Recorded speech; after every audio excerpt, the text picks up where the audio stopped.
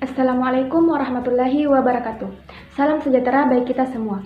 Pertama-tama saya panjatkan puja dan puji syukur atas kehadirat Allah Subhanahu wa taala yang telah melancarkan proses pengerjaan tugas final saya pada kesempatan kali ini. Dan dengan hormat saya ucapkan terima kasih kepada dosen mata kuliah pengantar teknologi informasi, Ibu Swatri Jura, Eskom Mkom, atas ilmu yang telah diajarkan selama ini. Perkenalkan, saya Aisyah Sarasalwa, mahasiswi STIMIK Handayani, jurusan Teknik Informatika, kelas TIA Angkatan 2021. Baiklah, di sini saya akan memaparkan materi saya. Kalian tahu internet nggak sih? Nah, iya itu.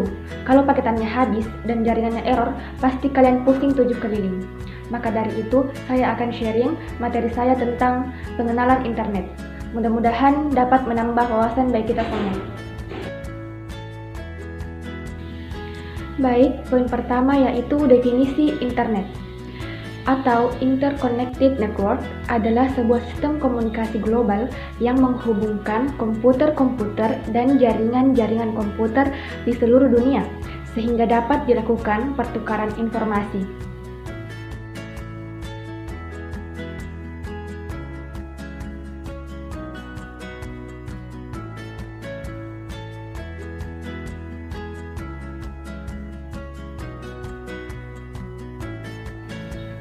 Selanjutnya, sejarah internet.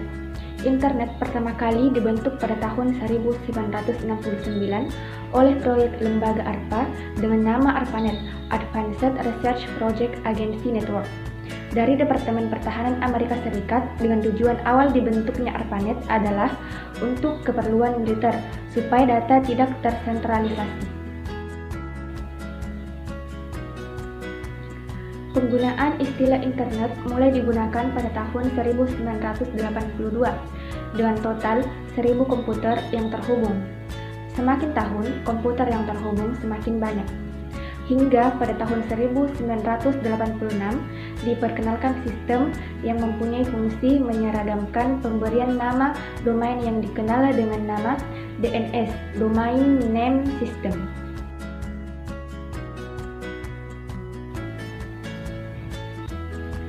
Pada tahun 1990, tim Berners-Lee menemukan World Wide Web atau WWW yang bisa digunakan publik untuk mencari situs website. Dari tahun ke tahun, perkembangan teknologi semakin pesat dan situs website pun semakin banyak. Saat ini, tak hanya website, berbagai aplikasi semakin banyak dan memudahkan aktivitas digital kita. Seperti aplikasi sosial media, seperti Instagram, aplikasi berbagi video seperti YouTube dan TikTok, ataupun aplikasi untuk belanja online seperti Tokopedia dan Shopee.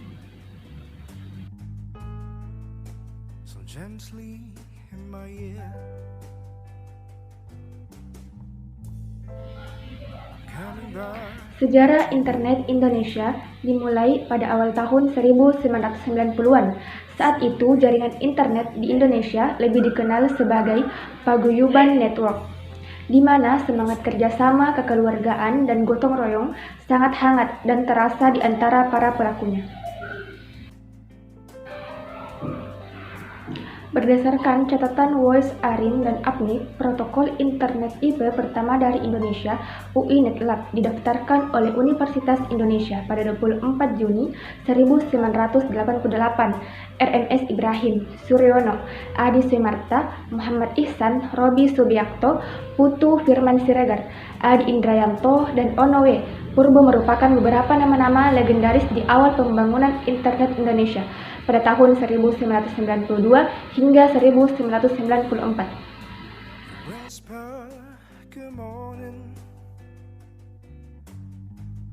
Nah, bisa dilihat di samping, itu adalah gambar ilustrasi jaringan internet.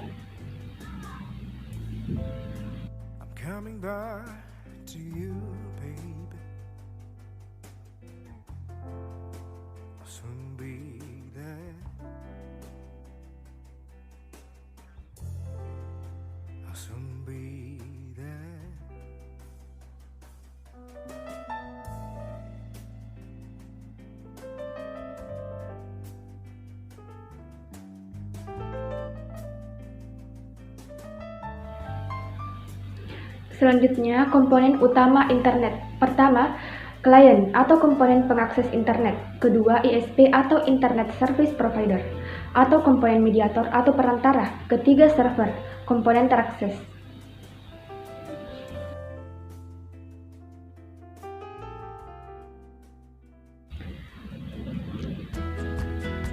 Klien adalah pengakses internet yang biasanya adalah personal atau perorangan. Kedua, dapat berupa terminal tunggal maupun terminal bersama atau sharing. Ketiga, biasanya menggunakan perangkat akses berupa PC atau komputer atau laptop yang terhubung lewat jaringan.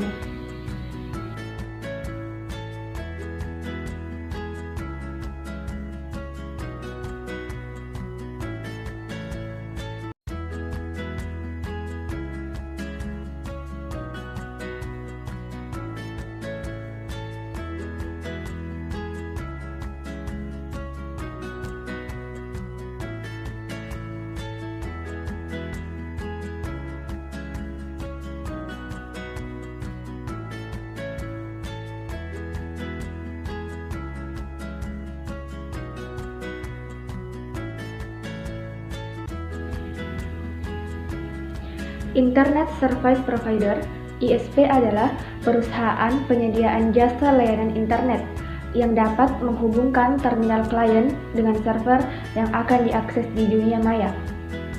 Contohnya yaitu Telkomnet, CBN, Indosat, Internux, Nusantara Net, dan lain-lain.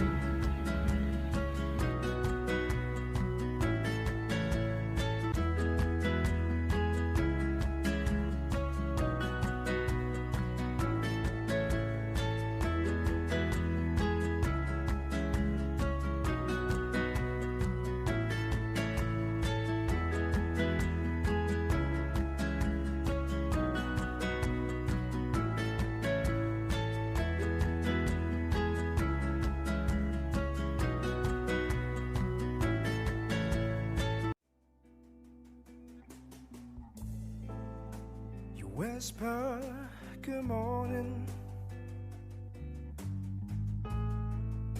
so gently in my ear.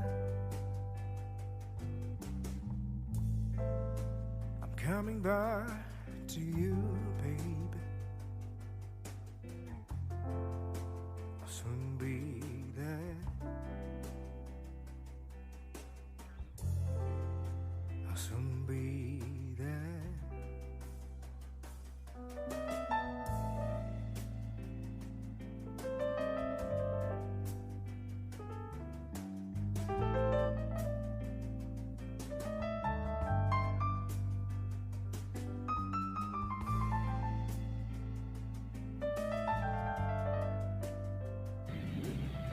Dua faktor yang berkontribusi pada menjamurnya pemakaian internet, keberadaan dan perkembangan World Wide Web (WWW).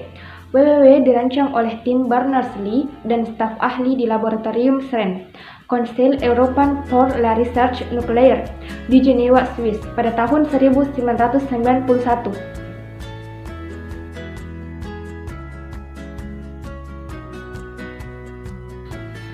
Kedua yaitu kemampuan internet, yaitu communication, information retrieval, dan information search.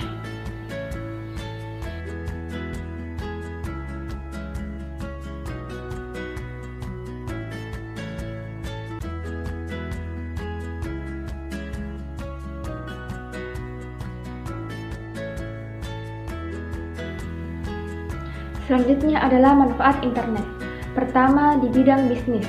Terkait dengan bidang bisnis sendiri, banyak sekali manfaat internet dan keuntungan yang dapat digunakan, seperti pembuatan website usaha, e-commerce, bisnis startup, dan industri kreatif yang lainnya. Faktor penting yang perlu diperhatikan di sini adalah ketika Anda telah berinteraksi dengan internet, maka secara otomatis Anda akan terhubung dengan seluruh pengguna di seluruh dunia, sehingga jangkauan bisnis menjadi lebih luas. Kedua yaitu di bidang pendidikan. Dalam bidang pendidikan sendiri, penggunaan internet adalah salah satu faktor penting yang membantu dalam proses belajar dan pembelajaran. Penggunaan dapat mengakses dan mendapatkan berbagai informasi terkait dengan modul artikel, jurnal, pengetahuan umum, dan lain sebagainya. Sehingga setiap individu dapat menemukan berbagai hal melalui mesin pencari yang terhubung dengan jaringan internet yang stabil dan baik.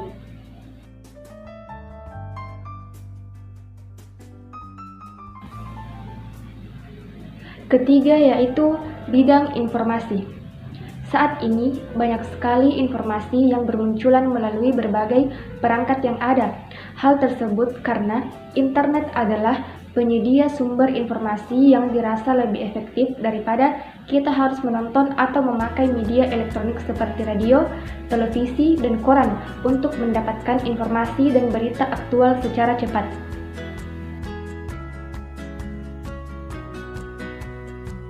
Keempat yaitu bidang kesehatan.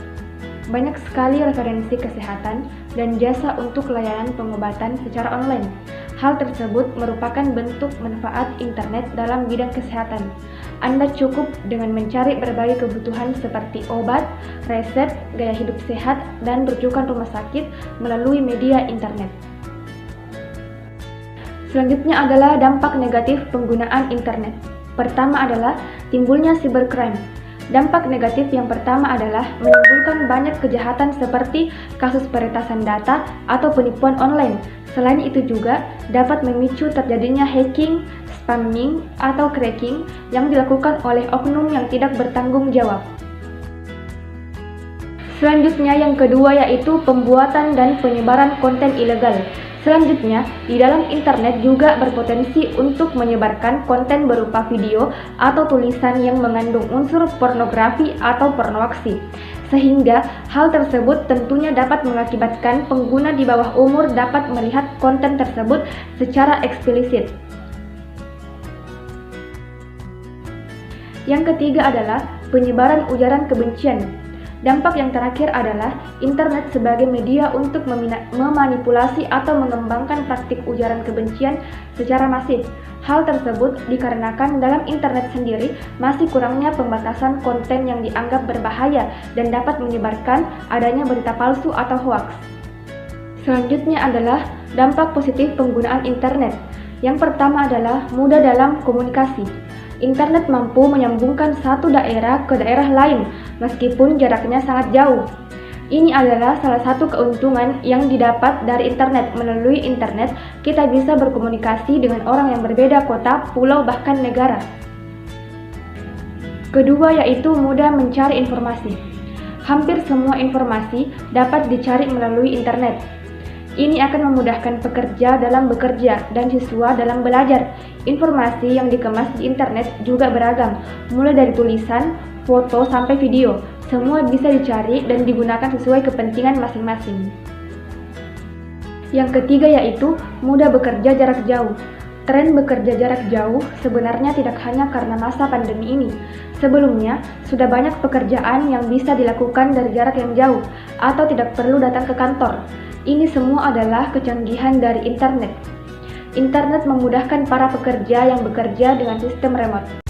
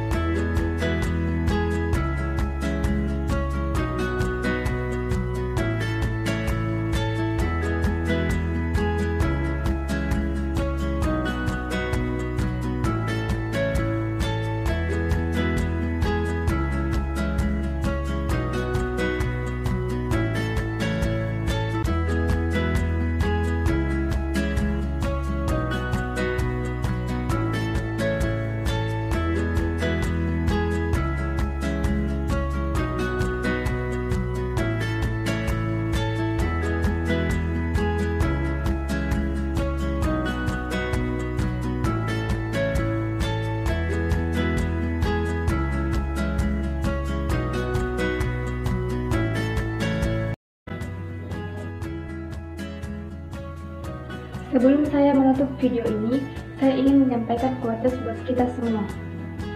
Pendidikan bukan hanya persoalan ke sekolah dan ke kampus, lalu mendapatkan ijazah dan gelar di belakang nama, tapi soal memperluas wawasan dan berguna bagi orang lain. Sekian dari saya. Assalamualaikum warahmatullahi wabarakatuh. Thank you for watching and see you next video.